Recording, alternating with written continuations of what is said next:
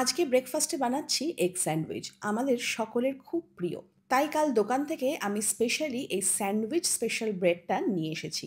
ডিম আমি আগেই সেদ্ধ করে রেখে দিয়েছি। এরপর ব্রেডের মধ্যে একটুখানি চিজ সস মাখিয়ে নিচ্ছি। টমেটো সস দিলেও হয়, বাট এটা দিলে বেশি স্বাদটা ভালো হয়।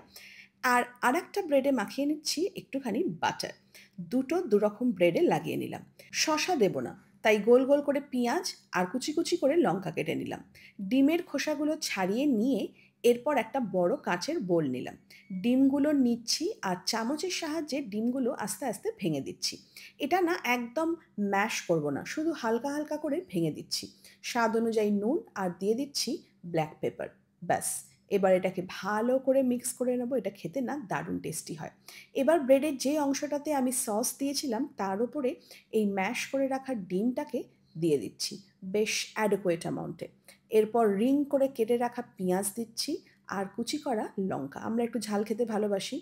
আর একটা চিজ স্লাইস নিয়ে সেটাকে এরম দেখো ছোট্ট ছোট্ট পার্টে কেটে কেটে ওপরে সাজিয়ে দিচ্ছি। মোজারেলা হলে তো কোনো কথাই নেই, বাট সবসময় সেটা আমাদের মতন ঘরে অ্যাভেলেবেল থাকে না। আর যে ব্রেডে আমি বাটার লাগিয়েছিলাম সেটা কি করলাম, এর ওপর থেকে দিয়ে দিলাম। হাত দিয়ে চেপে চেপে একদম প্রেস করে বসিয়ে দিচ্ছি। আর এরপর একটা প্যানে এই ব্রেডটা দিয়ে হালকা করে এপিঠ আর ওপিঠ ভালো করে সেঁকে নিলাম। ব্যাস, রেডি হয়ে গেল আমার এগ স্যান্ডউইচ। বাটারের জায়গায় মেয়োনিজ দিলে আরও টেস্টি হয়, তবে ছিল না। তবে এটাও কিন্তু কম টেস্টি হয় না।